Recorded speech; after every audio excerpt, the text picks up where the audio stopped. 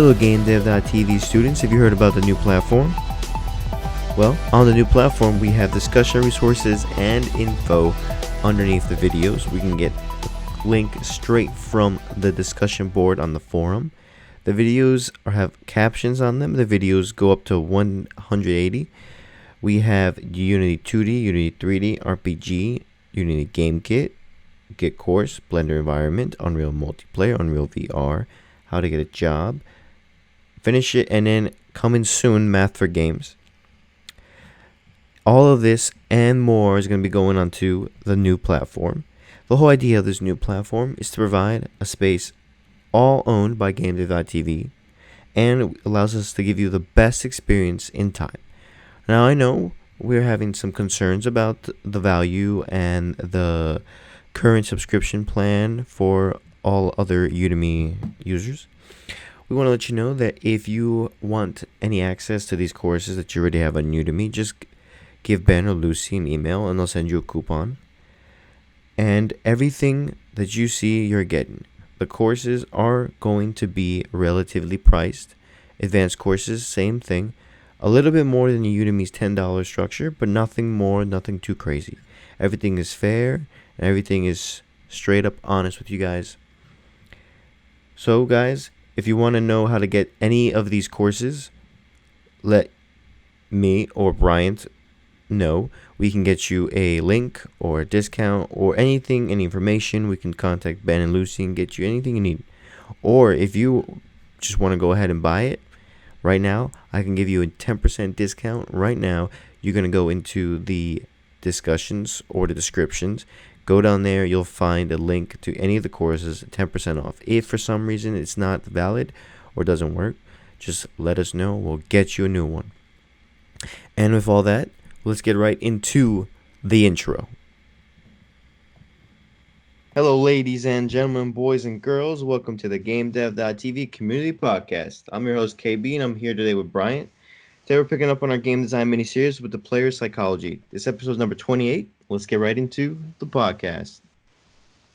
All right. Hello, hello. What's up, Bryant? How you doing? Good. Good. All right. So now, player psychology is probably one of the most important things with game design. Don't you think? I do. I think understanding your player and your audience is what makes your game targeted and best value for them. You know, if you have a good idea of what your vision is and then who you're targeting, you can kind of design that game around those individuals. Quick example would be if you made a puzzle game, you're going to want to have a certain level of complexity to it, not too easy, not too hard. But on the flip side, if you're targeting, say, a mobile platform for an extremely casual game, then you're going to want to make it a little bit easier so it's something they can pick up and put down. Oh, I agree. What game do you think understood player psychology the most? Or games? You know, there's a few that come to mind, and a lot of them kind of start off as Facebook games. So those, yeah, continue. Those are the worst. Like I don't know if it's the most positive player psychology, but yeah. Farmville, for example.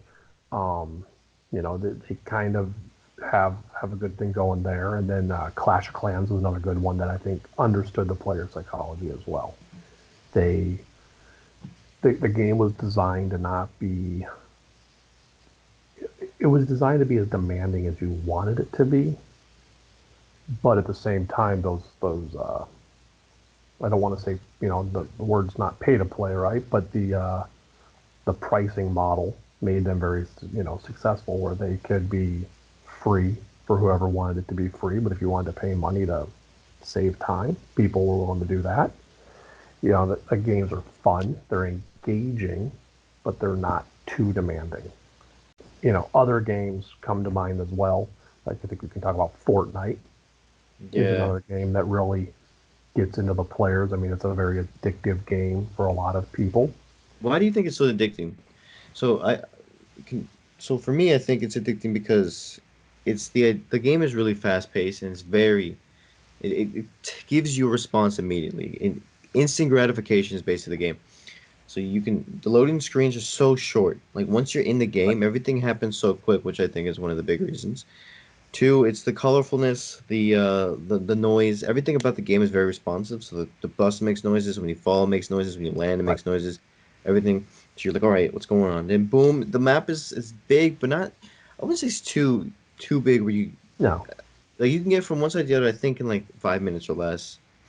And Yeah. then everything just happens so quick that you can fight, you can see people, you can run away. Boom, boom, boom. You win or you lose, and then the game starts again immediately, and again and again and again and again and again. And the fact that I don't know, for me, I feel like with battle royale games, it's very addicting because it's like you want to be number one, you want to see if you can make it, and when you do make it, it's Right. this amazing feeling like I did it, I'm amazing. I think you're absolutely right. I think there's a instant gratification aspect of it, and that appeals to a lot of people. The fast pace appeals to a lot of people. So when you look at games like Battlefront is an example as well, people like games. Not everybody, obviously, but some people want games that they can literally pick up, play a few rounds. Fortnite, for example, they can play a couple rounds of it and then they can put it down. They don't have to get engrossed into hours and hours of gameplay. There's not, I don't know about you, but I played certainly role playing games that have 100 hours of content or whatever. And it's like you feel like you're playing these games forever. Or strategy games that can take 50, 60 hours to beat the universe or whatever. I'm thinking of like some of the Europa Universalis games and stuff, strategy first games. They're very involved and they're very long. Some people want that. Some people like the depth, and those people caters to. On the other hand, other people want just kind of the fast play, be done, move on to the next thing, come back to it later. Yeah. Like for instance, Skyrim, I think it's the fact that it drops you into a world and you start off with nothing, and it kind of makes you feel like you're living your own life. It's so you want to be like, okay, I need certain things. So you wander around, you start meeting people, you start gaining little materials, and you say, here, there's more stuff, go explore. It fits in with the pyramid, the Maslow's pyramid, where it's like, all right, you slowly start to figure out how the world works. You slowly start getting stronger, stronger, stronger. So you're like, okay, well now I want to go explore, and then you explore, you become more powerful. Well now I want to solve that quest over there, and then you get more and more powerful, and you're like, now I want to just like do my own challenges, and you start giving yourself challenges in this world that you explored now, and you're like, okay, but there's still more I Right. want to do in it. This and it just keeps grabbing you, and it's insane. You want to keep playing, and what's crazy to me is when people play games like that or like Batman or any game, and they like just keep playing the same game over and over. I'm like, you've already beat it like 10 times. They're like, yeah, but like it just keeps grabbing. It's just too good. Yeah, I Yeah. do the same thing with Ark. I was playing Ark this weekend because I enjoy the theme, the dinosaur theme, and yeah, I basically started over again, started building it. But you talk about the pyramid, and it's like, yeah, what's the first goal? It's to establish shelter, steady source of food and Hmm. supplies, and then after that, as you get more powerful as a character, now I can go out and I can really explore the world, and I can create my own end goals, whether it's exploring locations on the map that I never explored. I haven't played that whole game. I normally don't get too engrossed with the side quests, but if I want to, now I can head down that road and really dig into those systems. But I don't have to do that to have fun. Yeah. So it looks like the pyramid is psychological, which is the first one, which is needs. You need shelter, food, water. Then the Right. next one's safe. Well, no, I guess the psychological is just like, wait a minute. More like an emotional stability, I would imagine. Yeah. Um, Mm. the needs is a Oh different yeah, it's level of that pyramid. okay. It's like food, water, warmth, rest, and then you move Right. to safety needs, which is like shelter, and then security, and then belongingness is the next one, and love needs like friendships and family. Then esteem, which means like prestige. So when you start becoming like the Dragonborn or like the most Right. powerful person, then you start going up to self-actualization, which is like achieving more of yourself, saving the world, becoming like stuff like that. And they make Right. games do that. They give you that whole thing in most of their games. You start off as nothing, and then the game you're the hero of the story. And who doesn't want to feel that? And it all happens in like I don't know, 10 hours. How long are games most days? They're getting longer. Like, but It but depends on the nature of the game, right? yeah, Some games are, I mean, 40 to 80 hours of content. I think I've seen games as high as 120, yeah, you know? But yeah. you're absolutely right. I mean, even on a short game, there's a certain level of level progression where things get harder and harder, and your character becomes more and more powerful. It's funny thing is it's kind of a false sense of accomplishment, like torchlights that way.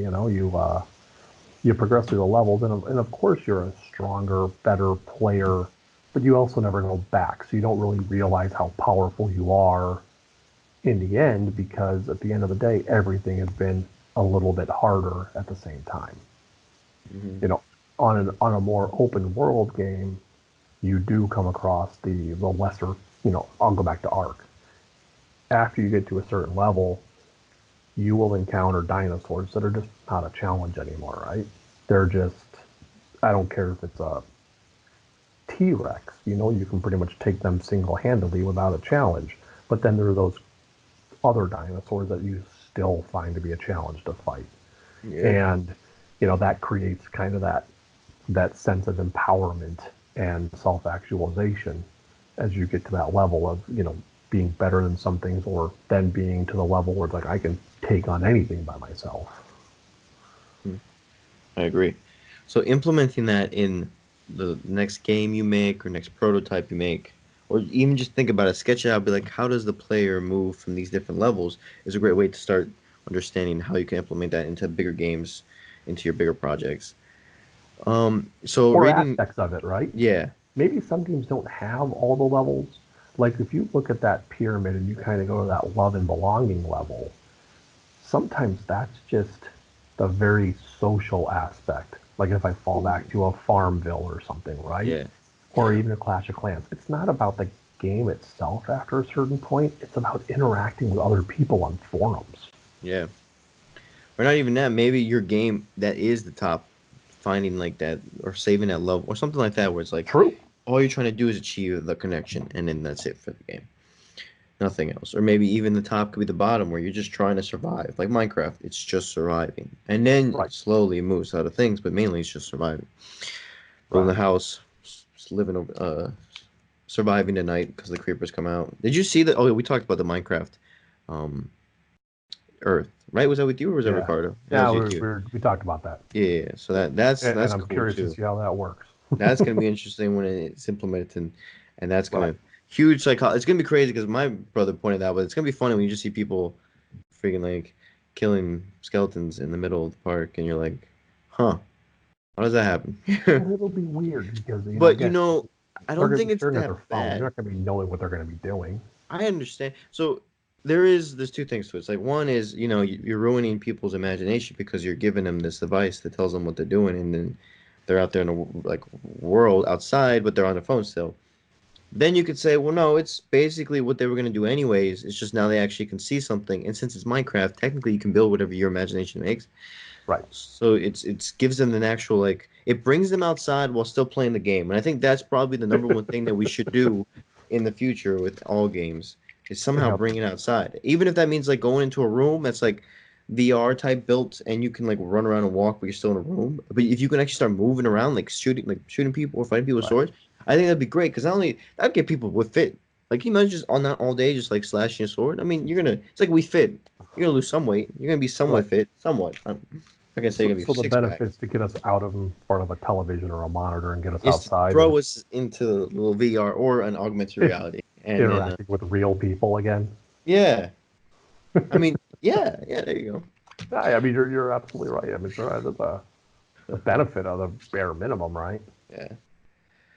So there's Nick Yee, a scientist who made one of the first steps in building a framework for studying motivations. Found three motivations for why people play games. There is the achievement component, which is probably why I play a lot of these games, just to beat the game and get the trophies, which includes the want to advance in the game, the interest in the rules and system of the game, and a want to compete with others. That's all with the achievement component. Then there's the social component, which is want to form connections, like chatting and helping other players. That's the reason why I played middle school, because all my friends were on there. Right. And then last is the immersion component, which is creating customizing characters to play a unique story of the game, as well as wanting to escape from real life. I never really wanted to escape real life, technically, like, not really. Like, that was never my mindset. But Right. I love creating my own characters and just making my own story and then living it out. That was my I, favorite thing ever. I would say the escape.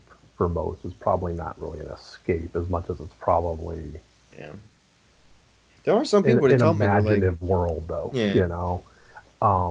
But I would tend to agree with all those points. I mean, I fall back down to the MMOs because the MMOs really kind of include a lot of those aspects. yeah, You know, um, it's interesting when you're on those MMOs because people fall into certain roles. And if I fall back to an Arc or, for a while I was playing Atlas, it's amazing the roles that people want to assume in their, Atlas basically is a pirate game. You sail around, you sink enemy ships and so forth. Then you have other people who don't want to sink a ship at all. They want to just be the scavengers and claim the resources from the ships and sell them back to the companies that are sinking each other. It's like wow, you don't even want to kind of play the game as it's intended. You've created this own little niche where someone wants to specialize in the cooking aspect of the game. Where it's like you want to just be the cook, you know. But those games kind of allow people to do that, and good for them. They can do whatever they want. Our people just want to fight all day. It's like fine, then someone will probably step up and want to make you the weapons all day. yeah. So back to the like why people play games. Why do you play games? I would say, depending on the game, 90% of the games is more the achievement. Finishing it from beginning to end, or at least 90% of the way there, or until I'm bored. If it's an open world kind of game, depending, it might be to build something. Um, if it's an open world game, MMO style, there's a certain level of social interaction as well. I don't really go online to find social interaction in that way. But you wind up making some good friends just playing online. And if you get into some of these MMOs, you're playing online with these people. If you're putting a lot of time into the game, you might be online with these people for 4 or 5 or 6 hours at a go. You know, I mean, I think Mm. when Atlas first came out, it came out over a last Christmas, and everyone was off, so we were all online playing it. And I think at one point you had, the same group of people, our little group, we had all been on, Discord, and we probably played for a good 10, 12 hours straight. And you're just interacting with other people, helping them along the way. And that's a fun component of the game, to kind of feel as a member of a team or contributing as well. I love that. Do you remember your first game? Oh, no. I I don't. mean, I it don't would, think I remember, but I I mean, I think mine remember was. some really old games. My first games would have been on like, really realistically, we'll go back to like a Commodore 64 computer. Um, I'm sure I had an Atari with all the base Atari games prior to that. But my first kind of Commodore games, they were very limited. I mean, Seven Cities of Gold comes to mind. Um, yeah, geez, trying to think of other good ones, but they were all very, textual. Zork, the original Zork, which was 100% text based. Um, Dragon Quest, you Mm, know. yeah. My first game was, I think it was on the Game Boy Color. Was the Okay, Donkey Kong something? Some Donkey Kong game on the Color. I think that was my right. first. I remember I also got a Sega. I Okay. played this bug game on there. So hard. I could never beat it. To this day, never beat it. I remember when, So hard. if I really get beyond that, it was a little bit later in life when the Nintendo came out. Super Mario Brothers would have been it because that's what came with the device. Yeah. And we played that game for a gazillion hours. We Mm-hmm. knew, about 7 or 8 years later, the hint guide came out, maybe not even that long. It was like every secret hidden block, every little thing on every level was laid out. We flipped through that thing and it was like, oh yeah, we knew all of this was here. There wasn't one secret that book had that we hadn't already discovered on our own. Wow, that's amazing.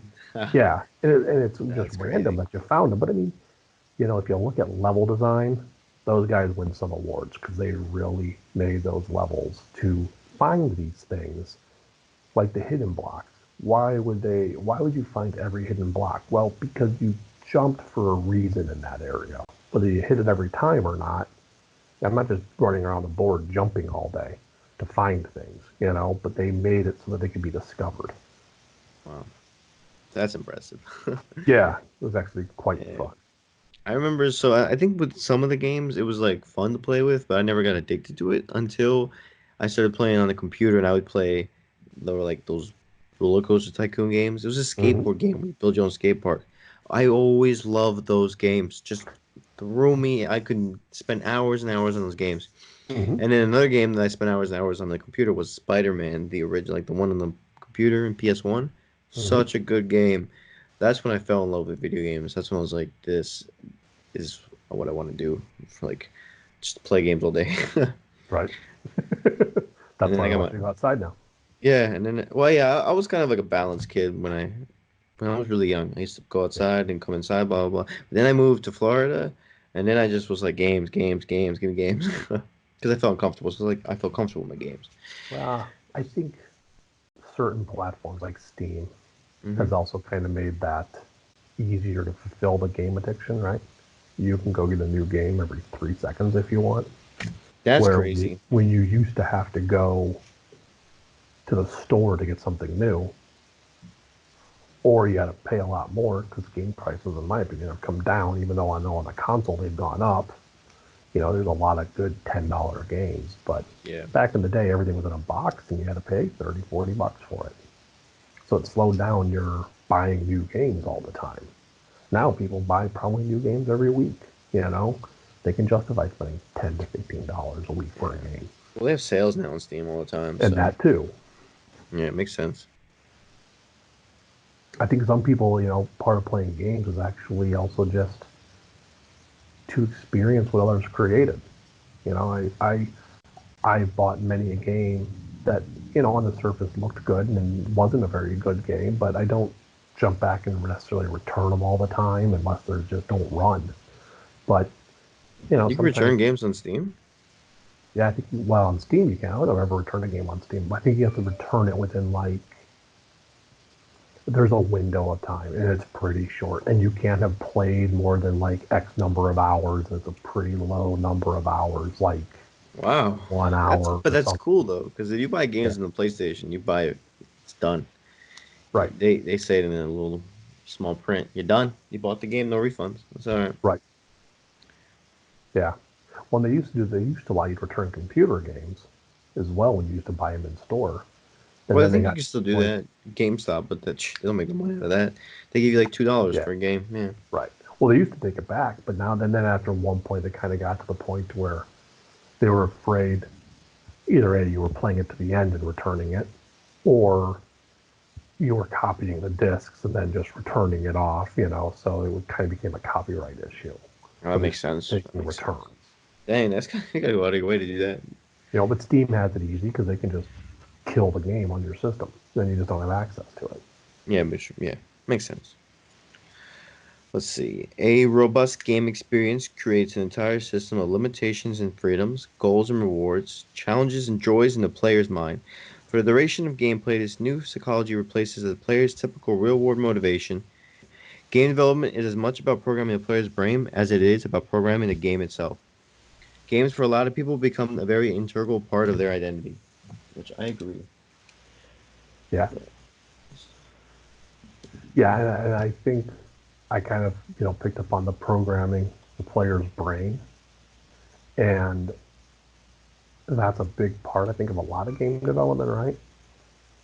Everyone plays a game and they have a certain expectation. Your job as the developer is to mold them into what you want their expectation to be.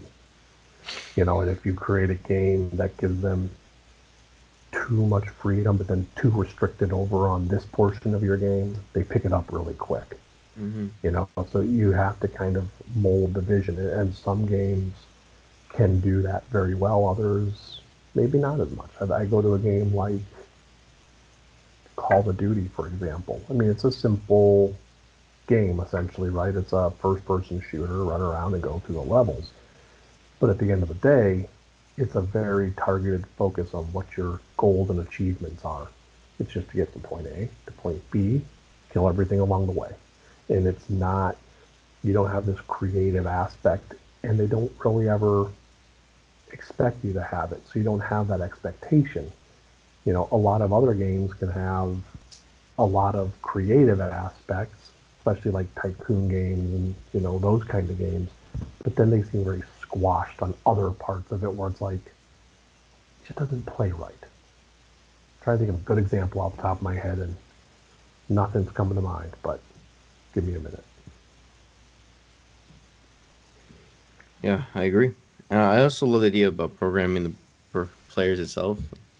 It's true. You're designing different systems in different ways to get the player to not only want to keep playing, but to stay immersed, to Right, tell others about the game. If you can get all the aspects of the social, the immersion, and achievement down, like you've really hooked the player. And it's like the thing when it say you say like what sex, drugs, and like rock and roll. rock Right, and roll, you can sell anything. That's just because it's what people love. Or if you're really good with culture, like if you understand the culture these days, or like jokes or stuff that people understand, you can also get people hooked into your story or type of game you're playing. Or if you understand, you know, people's hardships. Like for instance, Last of Us is a game that I think captures a lot of people because the game isn't about heroes. Like the game ends with Joel lying to Ellie, and you basically killed everyone so that you can live forever with her. Like it's not about being heroic, but it's about being human, about doing yeah, what you would do as a human. Like if you had somebody you love and you're like, let her die so that maybe 1% chance that the world could be saved, or be with somebody I care about. Everybody would choose a person I care about. I mean, come on. Nobody's a right, saint. Nobody's gonna just be like, oh, I'm just gonna. So that's also another thing too. We just gotta understand the players. Understand yeah, like and that's why a lot of writing in games can come off very well, bad, horrible, is because they don't understand people. They don't understand how people are going to talk. It's like what Han Solo or Harrison Ford told George Lucas. You can write it down, but when you actually say it, it doesn't sound good. It doesn't sound right. right. You got to Doesn't sound understand natural how and people flowing. speak, how people interact with each other. If you're making a character that's like emotionally quiet or has like is very blocked or very shy, they're not gonna be very like talkative. Even if you slowly get them to talk, the way they talk will be very closed and very one-worded and very because like I know what that's been like when I was like younger and I was like I don't want to talk and everything you're gonna hear from me is basically BS and it's gonna be no information. You're not getting anything out of me. But when you do, then it's cool. Then it's like so if you can incorporate, you basically what you're gonna have to do is you're gonna have to go experience life. You have to meet people, watch Right, movies, read books, read like Freud, read like Nietzsche, read everything you can about psychology, about social systems, about government, about politics, about human behavior, about evolutionary psychology. That way you can slowly start putting things together that actually fit with the mold of the world. That way when people play a game, they're like, this makes sense. I can feel it. I'm immersed. right, This is real. And then like some other games where you're like, and I can't. And then there's also games that are very out there, but they're the human parts of the game are so well made that you're like this I can feel with it. Like I can just like Star Wars for instance. It's in the space and everything's going on and it's all aliens and Star Wars and lightsabers, but because the characters are you can relate with them, especially like Luke. He does the hero journey where he goes from like he's nothing and then he wants to go journey into the world and he meets a mentor. right. All that stuff you can relate to. So that's what you got to Exactly, focus on. Yeah. exactly. Yeah, and some games do it very well, and then other games do miss the mark. I was playing a game, Dawn of Man. It's a newer game. It's still under development. It's a good game. It's basically like yeah, we'll call it a city builder. You start in primitive times and kind of progress. But for a game called Dawn of Man that starts with cavemen, it didn't take me long to get to the Iron Age, and it kind of just diminished the whole game because I think and a lot of people kind of noticed that in the forums too, right? It just became like an Age of Empires. It kind of missed its mark on what the players were expecting from the game based off of all their marketing material. And people had kind of come to think it was going to be a game about, prehistoric society kind of city builder game. And it isn't. It is and it's not. So they do a good job on it, but it did. missed some of the psychology of what the expectation I think was of the players more than anything else. They just kind of got sidetracked. Sidetrack with?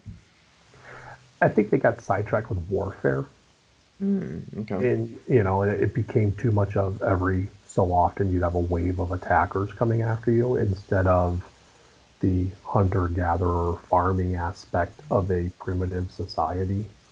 And then there's other games coming on the horizon, like Ancient Cities is maybe a little more focused in that where world. Then Pyramid Builders, I think, is another one. I think that's what they're called. Or Builders. Nah, I don't know. Some pyramid game.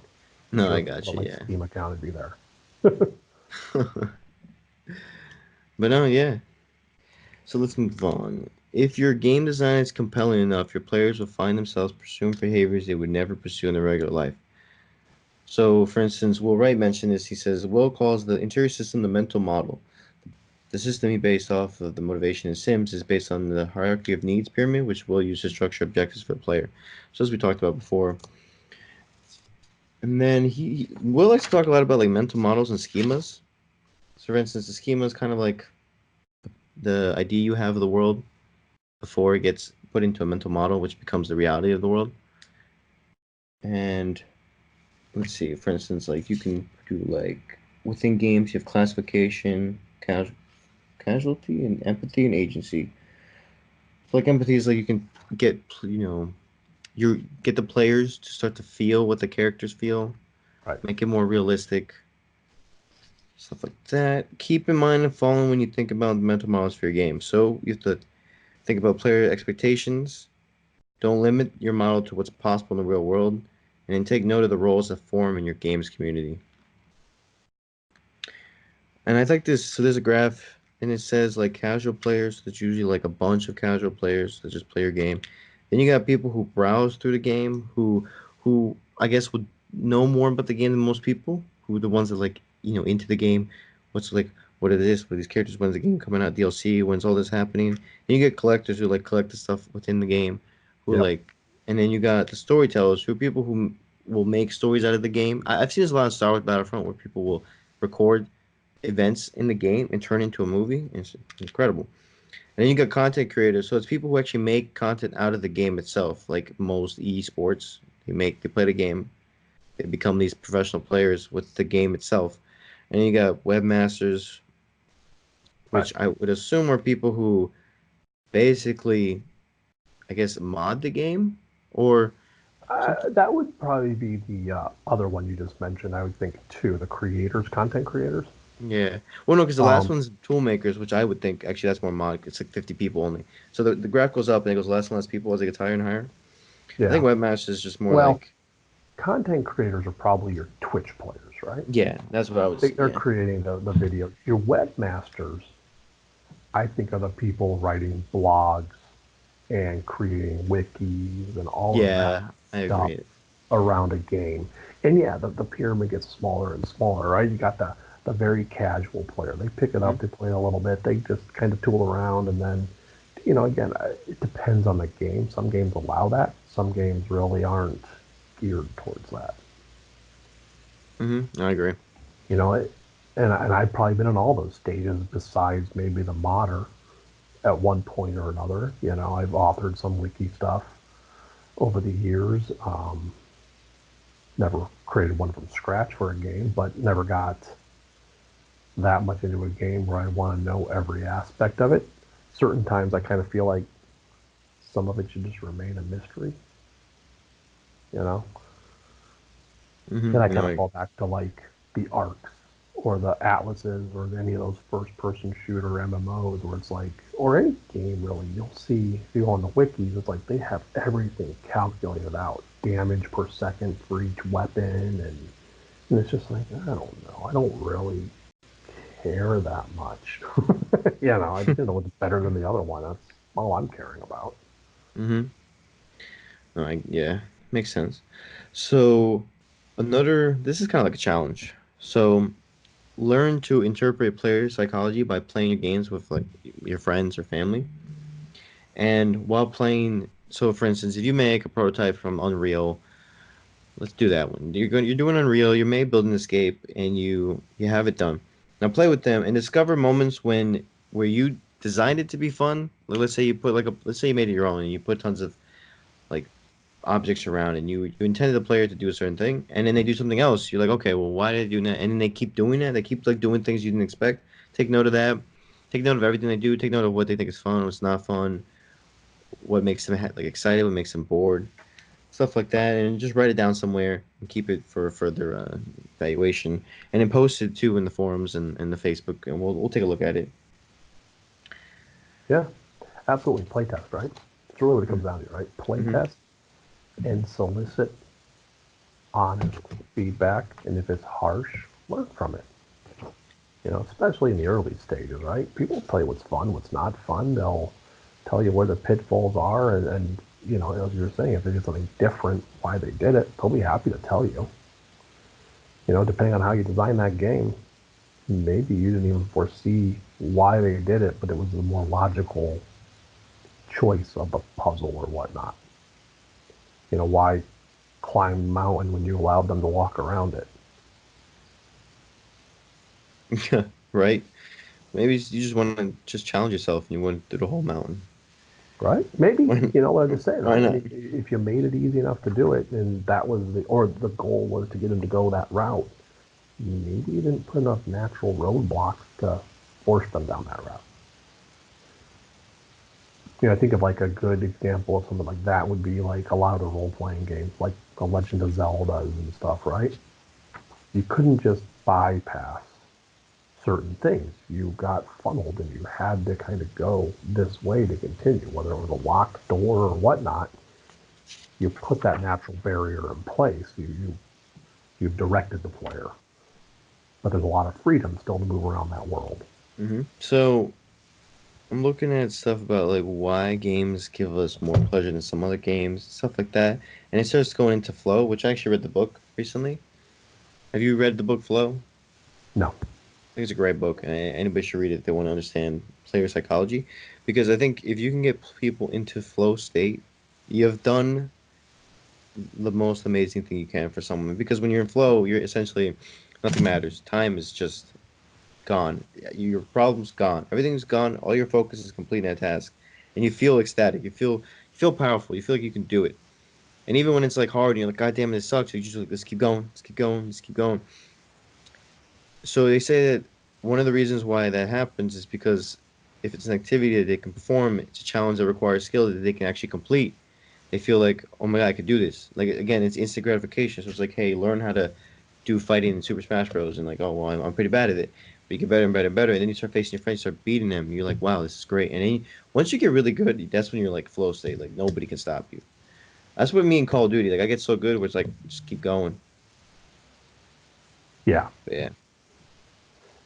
yeah, I would agree with that.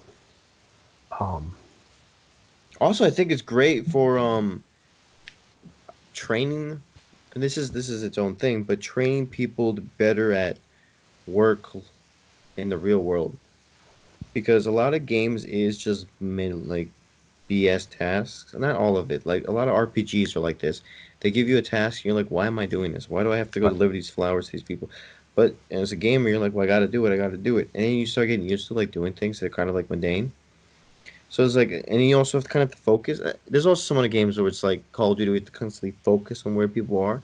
That you get used to just being in this one area and focusing on something until you finish your goal, your activity. So that can help make, I don't know, for me, I feel like it's helped me be able to concentrate and sit down. Even though like sometimes I just want to get up and do other things. It's like, no, this is what I gotta do, and then it's my goal. I have to achieve it. I don't know. I don't know if you feel the same way with games or not. yeah, I think sometimes the goals definitely can be kind of a little bit of a driving factor. Um, yeah, I would definitely play certain games. Certain games you play just because you want to finish them, right? You want to get to that end, or you want to master something, and I would agree. I don't know if I have a lot of games that are that way. A lot of times it's a sense of accomplishment more than anything else. How do you feel about loot boxes and microtransactions? You know what? I I don't have a problem with them, to be honest. So the microtransactions, I don't have a problem with, assuming that the paying is not a prerequisite to winning the game if it's a free-to-play game. If it's Yeah. a free game and it has some expenses along the way that would help you win, I'm okay with that. Someone spent a lot of time and money developing a game. They should be monetarily compensated for that if you've been playing it for 1,000 hours, right? I mean, if you can go play Fortnite as much as you want, it's free to play, right? But at the end of the day, don't you think Epic deserves something if you have 500 or 800 hours into Fortnite? You know, break it down. It's like, hey, if you only paid $40 for that game or $40 in loot boxes or microtransactions, you still didn't pay that much for that game. It was worth it to you. If they get so excessive to completing the game, then I start to kind of shy away from them. You know, like I think Clash of Clans was kind of one of those that kind of pioneered that. Yeah. And I think they did it well. You know, none of what they offered, there was never winning Clash of Clans, right? The best you could do is be on the top of the leaderboard. What all it did was it bought you time in most cases. It allowed you to build a building faster, replenish your troops faster, but it didn't give you a true competitive edge unless you were at such a caliber of player that being a level or two higher than the next player really made a difference. For most of us, it just put us in another level with another player that has the exact same stuff we do either way anyways. Yeah. So it didn't really do anything for you. Hmm. I just think it's the responsibility of the game designer and developers to use the microtransactions wisely, because it's you're kind of essentially gambling. Not for every microtransaction, but you're setting it up where players, if they have access to the money, can start spending tons of money because of the way the game is designed. There's a lot of games where they're Right. designed to make you spend money, and it's not okay. I Yeah, don't I think, would agree. yeah. So, but I also believe that if done right, it's okay as long as the psychology of the game is built to make the player have fun, not to get them to spend Right. more money. And I think it just overall Well, makes a better game, and then people will want to spend money. yeah, it can be a little bit of both, I think, too. Yeah. You know, if you go to like a Fortnite, for example, you know, people spend money to buy new skins and things like that, where it doesn't enhance the game, but enhances the look of their character. I don't care if they want to spend a bajillion dollars on that. It doesn't make No, them a but better, that's done you right know? because Right, you don't get an advantage. So you don't right, have to spend the money and you're still playing the same game.